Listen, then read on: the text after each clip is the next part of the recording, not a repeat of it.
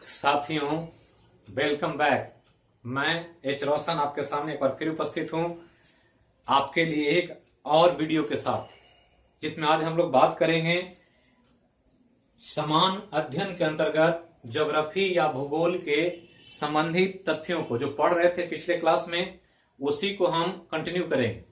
और हम देख रहे थे पिछले क्लास में प्राकृतिक विभाग भारत का नेचुरल डिवीजन या फिजिकल डिवीजन ऑफ इंडिया के रूप में, जिसमें 4 विभाग पढ़ना था और तीसरा विभाग हम लोग पढ़ रहे थे प्रायद्वीपीय भारत। और प्रायद्वीपीय भारत में कुछ महत्वपूर्ण भौगोलिक संरचनाओं का मैं आपसे चर्चा कर चुका था, जिसमें अरावली पर्वत, मालवा का पठार, विंध्याचल पर्वत, सतपुड़ा पर्वत, नर्मदा ताप्ती नदी, इन सब की चर्चा हम कर चुके थे। अब चलते हैं हम लोग उसी श्रेणी को आगे बढ़ाते हैं, उसी श्रृंखला को। और आज मुख्य रूप से हम लोग देखेंगे प्राकृतिक विभाग के अंतर्गत जो तीसरा सेक्शन है, वो तीसरा भाग में एक इंपॉर्टेंट नाम है पश्चिमी घाट पर्वत।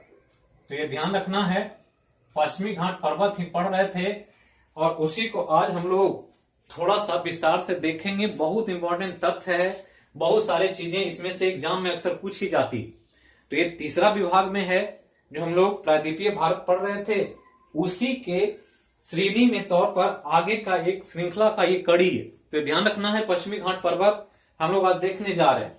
तो ध्यान देंगे कि जब पश्चिमी घाट पर्वत की बात आती है तो इसका लोकेशन, इसकी बनावट, इसका विस्तार, प्राकृतिक कौन कौन सी विशेषताएं हैं, इसकी चोटी, कौन कौन से राज्यों में इसका विस्तार है और अलग अलग जगहों पर किन किन भौगोलिक बनावट से इसको प्रकृति ने नवाजा है, इसी पर हम लोग को यहाँ पर केंद्र बिंदु फोकस करके देखना।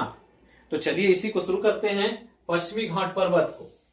तो पश्चिमी घाट भारत का जो बनावट है उसमें पश्चिमी हिस्से में मौजूद जो घाट है उसी में एक पर्वत की बनावट है, उसी को हम लोग को यहाँ स्टडी करना।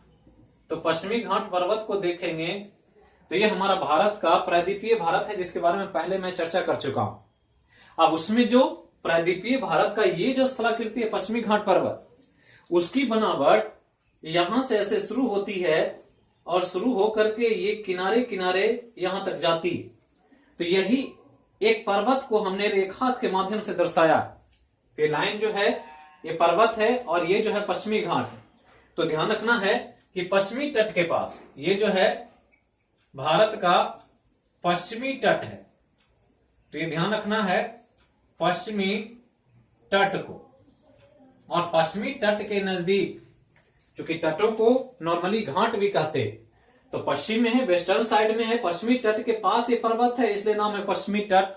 से जुड़ा हुआ इस पर्वत को एक नाम दिया गया है जिसे हम पश्चिमी घाट पर्वत कह रहे हैं। तो ये ध्यान रखना है, पश्चिमी घाट पर्वत।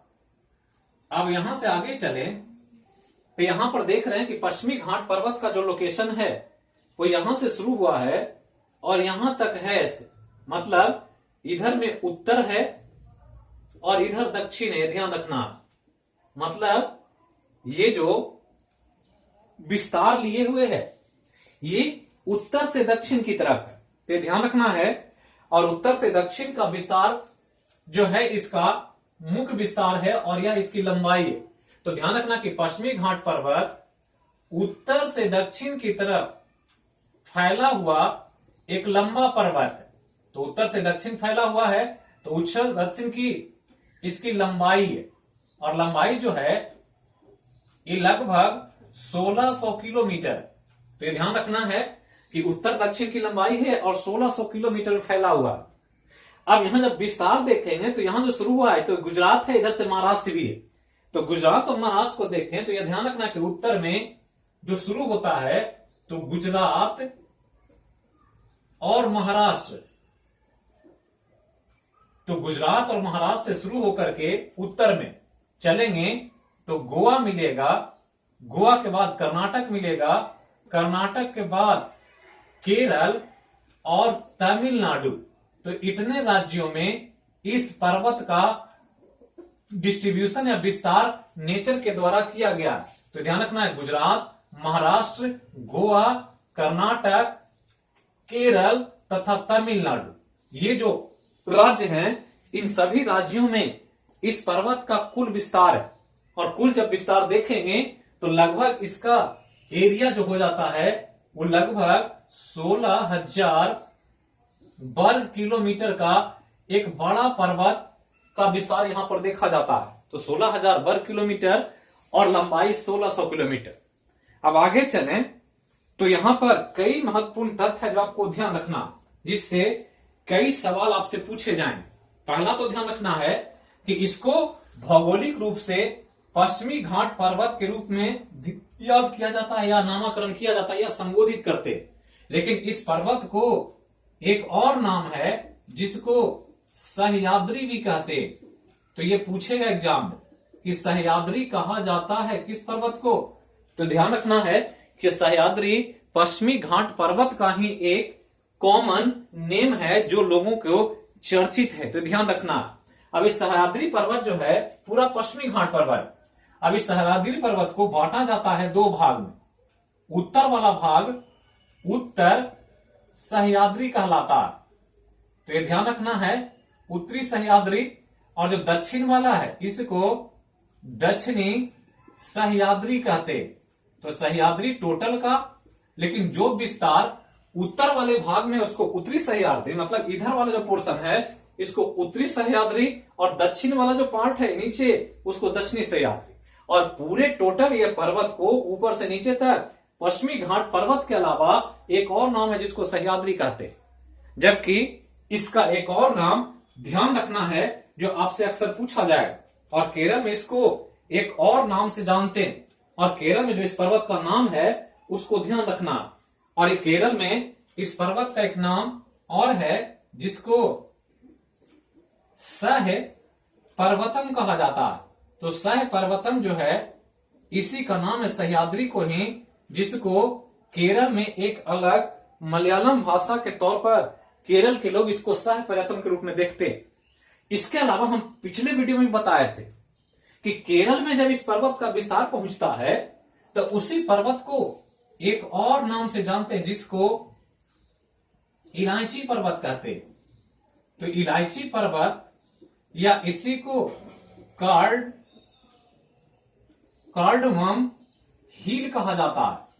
तो ये ध्यान रखना, हमने कहा था कि इलायची पर्वत के रूप में पश्चिमी घाट पर्वत के उस हिस्से को जिसका विस्तार केरल में है। तो ध्यान रखना इलायची पर्वत केरल में है, ये ध्यान देना। तो केरल में है और ये एक इंपॉर्टेंट लोकेशन है जहां पर मसालों की या स्पाइसेज की बहुत खेती होती है। और मसालों की खेती के कारण ही हमने पिछले वीडियो में भी कहा था कि इससे जो राज्य है केरल का विस्तार, उसको केरल को मसालों का बगीचा कहते हैं। और चूंकि इलायची यहां पर महत्वपूर्ण फसल के रूप में उगाया जाता है, इसलिए इसको मसालों की रानी और इलायची की प्रधानता की वजह से इस केरल वाले हिस्से में इस पर्वत को इलायची पर्वत के रूप में देखते हैं। अब यहां ध्यान रखना है कि यहां कुछ महत्वपूर्ण तथ्य है जो आपको याद रखना पश्चिमी घाट पर्वत से संबंधित। पहला तो कि पश्चिमी घाट पर्वत भारत के लिए नहीं विश्व के लिए बहुत महत्वपूर्ण है। पूरे वर्ल्ड लेवल पर इस पर्वत का एक अपना पहचान है, आइडेंटिफिकेशन है, क्योंकि इसकी विशेषता ऐसी है कि पूरी दुनिया का ध्यान अपनी तरफ खींचता है। यहां पर कई तरह के पर्यटक स्थल, जैविक विविधता के लिए महत्वपूर्ण एक बड़ा लोकेशन के तौर पर वर्ल्ड लेवल में, इसके अलावा भारत की मानसूनी जलवायु के लिए एक इंपॉर्टेंट पर्वत के रूप में देखा जाता। तो कई महत्वपूर्ण फीचर्स है और इसी विशेषताओं की वजह से भारत के दृष्टिकोण से या विश्व के दृष्टिकोण से पश्चिमी घाट पर्वत हमेशा एक इंपॉर्टेंट अध्ययन के स्थल के रूप में देखा जाता है। तो स्टडी के लिए इसको एक इंपॉर्टेंट लोकेशन के तौर पर भौगोलिक स्थलाकृति के रूप में देखते हैं। अब यहां ध्यान देंगे कि इसको जब इसका इंपॉर्टेंस देखेंगे तो दो तीन महत्वपूर्ण इंपॉर्टेंस। पहला तो कि इस एरिया में जो ये क्षेत्र है यह जैव विविधता के लिए बहुत इंपॉर्टेंट है। तो जैव विविधता के बारे में हमने कहा था पिछले क्लास में कि बायोलॉजिकली डाइवर्सिटी बहुत अधिक है यहां पर, और बहुत तरह के यहां पर जीव जंतु मिलते हैं। और जीव जंतु जहां मिलेंगे बहुत प्रजाति के, बहुत वैरायटी के, वहां विज्ञान के लिए बहुत स्कोप होगा। आज कोरोना वायरस की चर्चा हो रही है, तो उस जीव को स्टडी किया जाए पूरा वर्ल्ड लेवल पर कि वायरस है तो कैसा है, क्या इसका जेनेटिक मटेरियल है, जीनोम कैसा है, कैसे ये काम करता है। तो ये जीवों के स्टडी से ही पता चलता है। और इस रूप में चूंकि जैविक जितने भी प्रजाति है उसका एक अपना महत्व होता है, और उस महत्व को ध्यान में रख करके जैविक विविधता के लिए बहुत इंपॉर्टेंट स्थल है, क्योंकि यहां पर कई महत्वपूर्ण वर्ग है। जैसे एक वर्ग है उभयचर, ये ध्यान रखना। उभयचर के अलावा एक वर्ग है जिसको स्तनधारी कहते हैं, एक वर्ग है जिसको पक्षियां कहा जाता है, बर्ड्स, और एक प्लांट्स का जो फ्लावर है, मतलब पौधों का पुष्प, ये बहुत इंपॉर्टेंट है, ध्यान रखना है, फूल। तो उभयचर, एम्फीबियंस वर्ग, मैमल्स, बर्ड्स और फ्लावर ऑफ प्लांट्स, ये जो 4-5 महत्वपूर्ण वर्ग है जीवों के अंतर्गत, पौधा या जानवर, इन सब की बहुत सारी प्रजातियां यहां मिलती है। और प्रजाति हमेशा ही जीव विज्ञान में या साइंस में विज्ञान को डेवलप करने का, स्टडी करने का एक महत्वपूर्ण मौका देता है। जितना ज्यादा आप प्रजातियों को समझ पाएंगे, उसके गुणों को, उतना ही साइंस ज्यादा डेवलप हो सकता है। उनकी विशेषता को हम अपने मानव कल्याण में यूज कर सकते हैं। और इसलिए ध्यान रखना है कि इन सब की विविधता की वजह से इसको जैविक विविधता के लिए एक महत्वपूर्ण स्थल माना जाता है। और इसलिए इसको एक टर्म के रूप में हमने पिछले वीडियो में भी कहा था कि इसको इकोलॉजिकल हॉट स्पॉट के रूप में देखा जाता है। तो इकोलॉजिकल हॉट स्पॉट, ये ध्यान रखना, जो पीपीएससी में पूछा भी था, इसको पारिस्थितिकी तप्त स्थल कहा जाता है। तो ध्यान रखना है, पारिस्थितिकी तप्त स्थल पश्चिमी घाट पर्वत के रूप में। और ध्यान रखना है कि पारिस्थितिकी तप्त स्थल या बायोलॉजिकल डायवर्सिटी के रूप में विश्व में इसका स्थान 8वां है। तो ये ध्यान रखना है कि विश्व में यह 8वां वह लोकेशन है जहां पर सबसे अधिक जैविक विविधता पाया जाता। और इसी कारण से इसके कई क्षेत्रों को यूनेस्को ने विश्व विरासत सूची में शामिल किया। तो यूनेस्को इसको वर्ल्ड हेरिटेज में शामिल करके यहाँ की प्रजातियों को संरक्षण देने का, उनको प्रोटेक्ट करने का, कंजर्व करने का बहुत सारा प्रयास कर रहा। तो ये ध्यान रखना है, यही वजह है कि 8वां सबसे अधिक जैविक विविधता वाला ये लोकेशन है। तो ये ध्यान रखना, और इसलिए इसको इकोलॉजिकल हॉट स्पॉट के रूप में देखा जाता है। इसके अलावा ध्यान रखना है कि भारत के दृष्टिकोण से देखें तो भारत में जो हमारे यहां दक्षिण पश्चिम मानसून जो होता है, जब क्लाइमेट पढ़ते होंगे तो वहां पर चर्चा होती है दक्षिण पश्चिम मानसून की। तो दक्षिण पश्चिम जो मानसून वर्षा होता है, यहां पर मानसूनी बारिश जो होती है, ये बारिश अच्छे से हो, इसके लिए पश्चिमी घाट पर्वत एक इंपॉर्टेंट लोकेशन है, क्योंकि इसके द्वारा इन क्षेत्रों में काफी वर्षा होती है। और जब वर्षा अधिक होगा तो यहां पर घने सदा बहार वन भी पाए जाएंगे। तो ये ध्यान रखना है, एवरग्रीन फॉरेस्ट का लोकेशन है, काफी हरियाली है यहाँ, प्राकृतिक ऐसे स्थल हैं जो बहुत ही दर्शनीय हैं और बहुत ही लोगों के बीच एक कौतूहल का विषय है। लोग इसको टूरिस्ट प्लेस के रूप में यहाँ अक्सर जाते हैं। तो ये ध्यान रखना है कि दक्षिण पश्चिम मानसून में जो वर्षा होती है उसमें इस पर्वत का बहुत ही महत्वपूर्ण इंपॉर्टेंट लोकेशन है, और इस रूप में सदाबहार वन अधिक वर्षा की वजह से यहाँ पर देखा जाता। तो ये एक इंपॉर्टेंट लोकेशन है जिसको ध्यान रखना है। अब आगे चलें तो ध्यान रखना है कि यहां जो पर्वत है, इस पर्वत में एक ऊंची चोटी, और ये ऊंची चोटी बहुत इंपॉर्टेंट है। तो ध्यान रखना है कि पश्चिमी घाट पर्वत का जो सबसे ऊंची चोटी,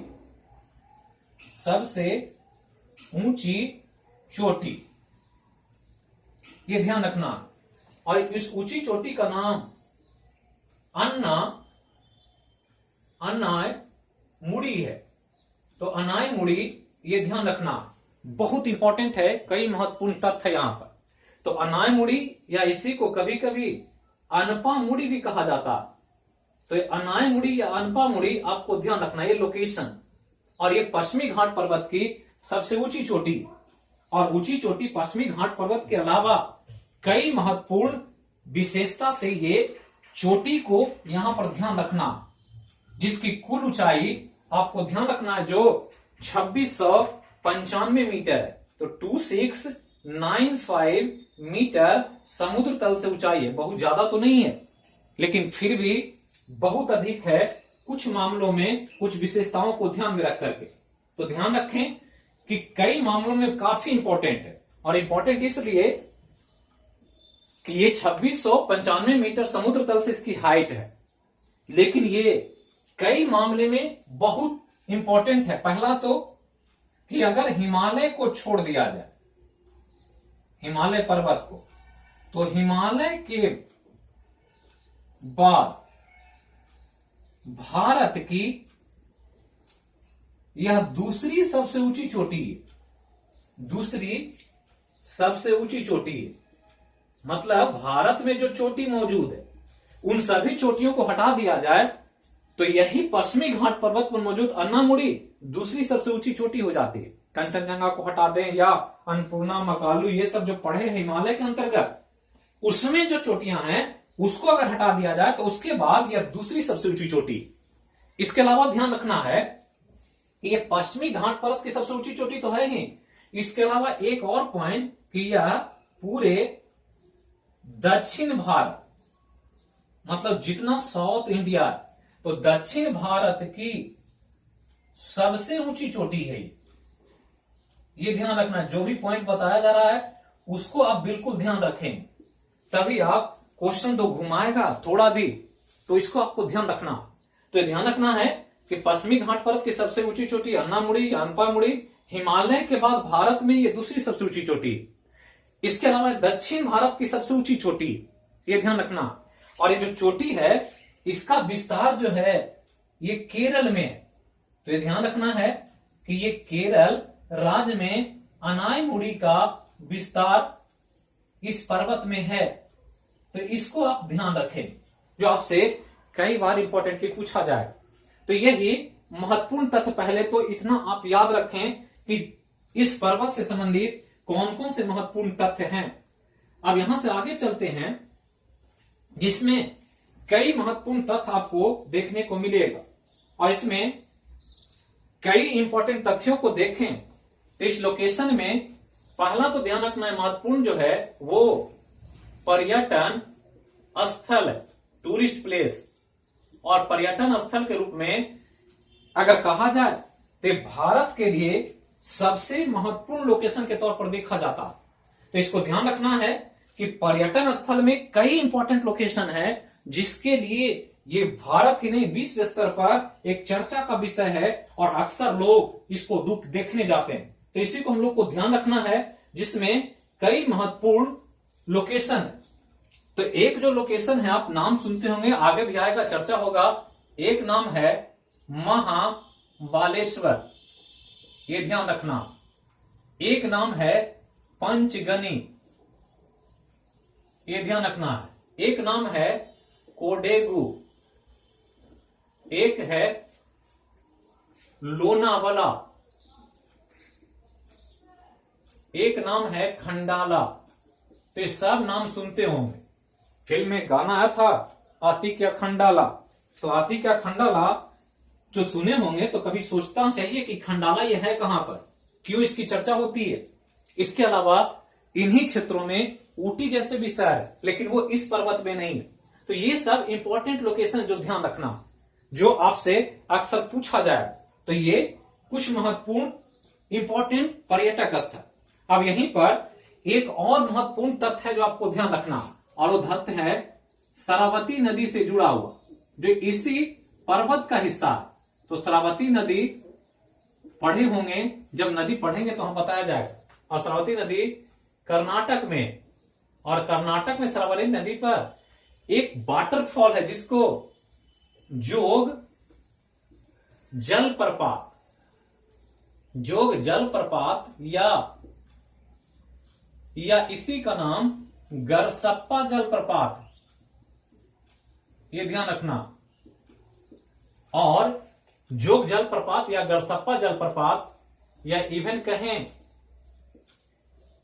तो एक और इंपॉर्टेंट कि एक और जो इसका नाम है, आजकल इसको महात्मा गांधी जलप्रपात भी कहा जाता है। तो ये ध्यान रखना है, ये जो जलप्रपात है भारत के लिए, ये तीनों एक ही नाम है। जो कहे, गरसप्पा कहे या महात्मा गांधी जलप्रपात कहे, तीनों एक ही नाम। और तीनों में कंफ्यूज नहीं करना है, नाम चेंज करेगा तो नाम एक ही है, तथ्य भी इसी से जुड़ा हुआ।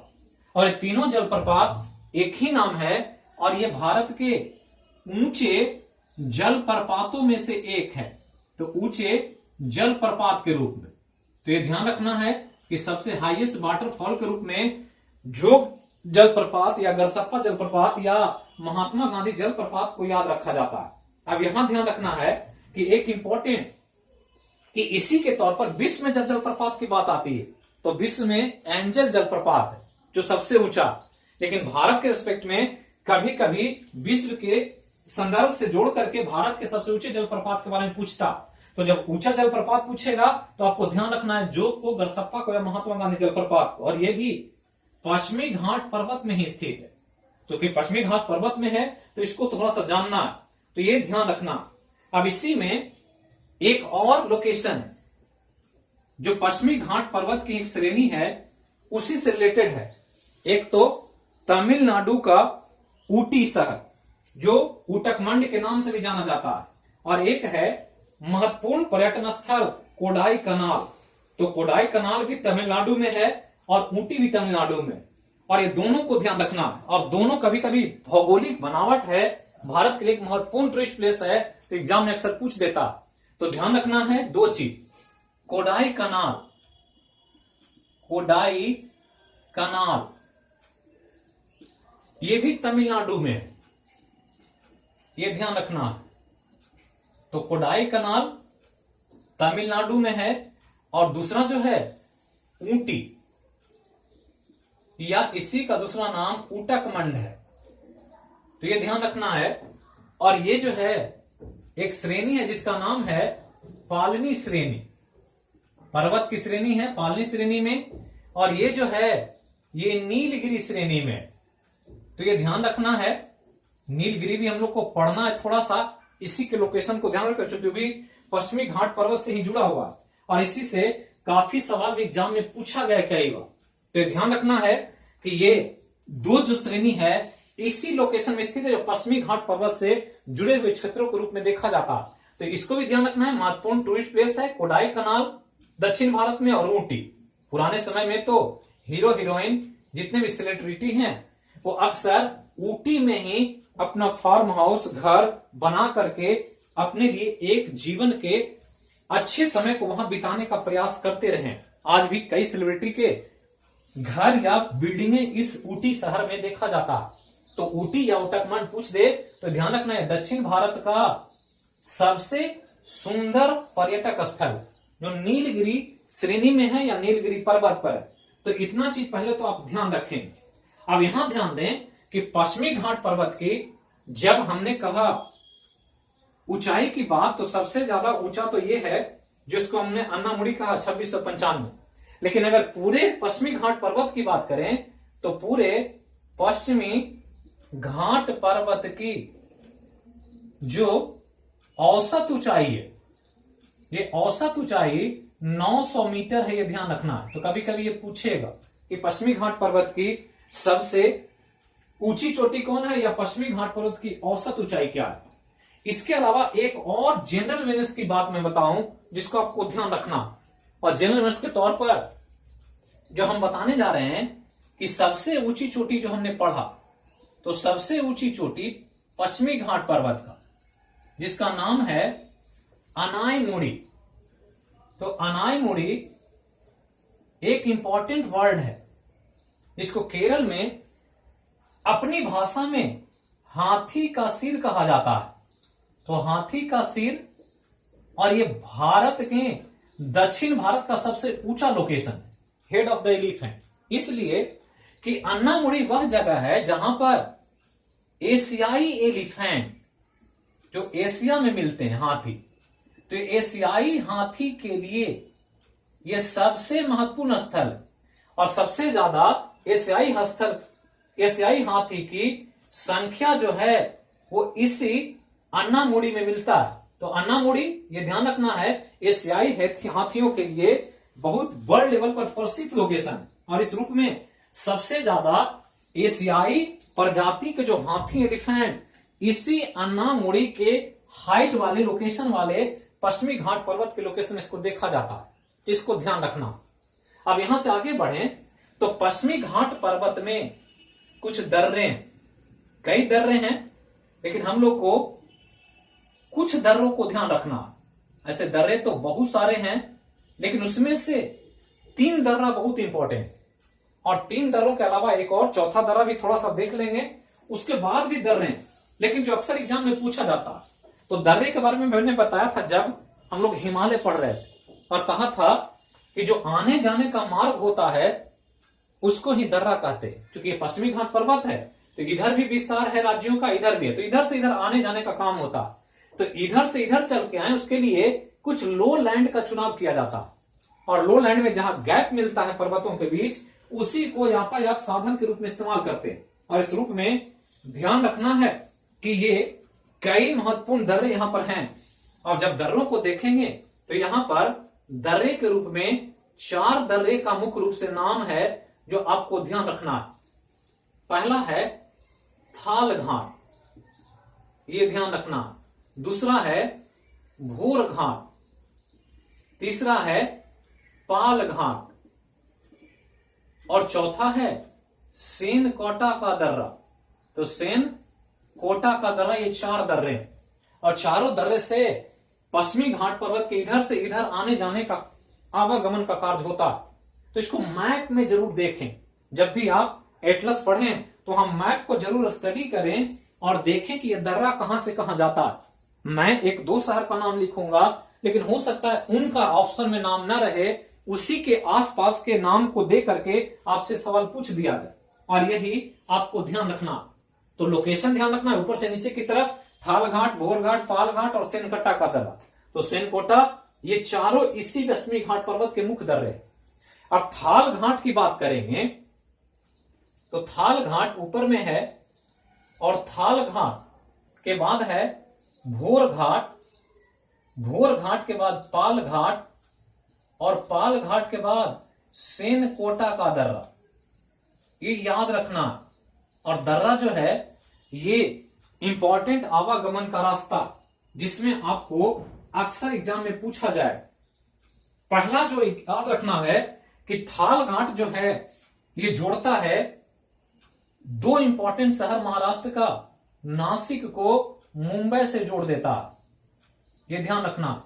तो नासिक और मुंबई जब आवागमन करना होता है तो नासिक से मुंबई के लिए इस क्षेत्रों में पश्चिमी घाट पर्वत के थाल घाट के दर्रे का प्रयोग होता है। जबकि जब पुणे से मुंबई जाना होता तो भोर घाट में ध्यान रखना है यह पुणे को मुंबई से जोड़ता, ये ध्यान रखना। तो पुणे से मुंबई जब जाना होगा तो भोर घाट दर्रे से होकर ही जो रास्ता बनाया गया है यातायात के लिए, उसी सड़क का प्रयोग करके आपको जाना। जबकि पाल घाट की बात करेंगे तो यह जाता है केरल को तमिलनाडु से जोड़ता, ये ध्यान रखना। कभी कभी केरल तमिलनाडु नहीं देगा तो आपको दे देगा केरल में लोकेशन जो देगा वो कोच्चिन। तो कोच्चिन और कोच्चिन को जोड़ देगा किससे, तो चेन्नई से। और ये ध्यान रखना, हमने कहा कि कोई जरूरी नहीं कि जो हम नाम दे रहे हैं वही नाम आपको ऑप्शन में रहेगा। आप मैप में एटलस में जरूर देखें जो आपसे कई बार पूछा जाएगा। तो ये ध्यान रखना है, कई बार एग्जाम में पूछा गया है कौन से दर्रे का किसको किसको कनेक्ट करने का मार्ग। अब इसी को ध्यान रखना है कि इसी में सेनकोटा का दर्रा, और सेनकोटा का दर्रा नागर कोटाई को जोड़ता है इलायची पर्वत वाले हिस्से से। तो इलायची पर्वत जो हमने पढ़ा है कार्डेनम हिल की, या इसको दे देगा तो आपको ध्यान रखना है कभी कभी ये जो देगा तो ये केरल तमिलनाडु भी दे देगा। तो क्वेश्चन क्वेश्चन के रूप में जो पूछेगा ऑप्शन उसके हिसाब से आपको आंसर करना। तो ये पश्चिमी घाट पर्वत से संबंधित जो महत्वपूर्ण तथ्य है इतना आप जरूर याद रखें। इससे ज्यादा आपसे एग्जाम में पीटी लेवल पर नहीं पूछा जाए। जो हमने बताया इसको कॉन्सेप्चुअली देखें शुरू से अंत तक, और वीडियो को जरूर लाइक करें, कमेंट बॉक्स में अपना कमेंट भी दिखें। दूसरा कि ज्यादा से ज्यादा लोगों को शेयर करें। मैं फिर मिलूंगा अगले विषय के साथ अगले वीडियो में। तब तक के लिए जहां रहें स्वस्थ रहें, सुरक्षित रहें।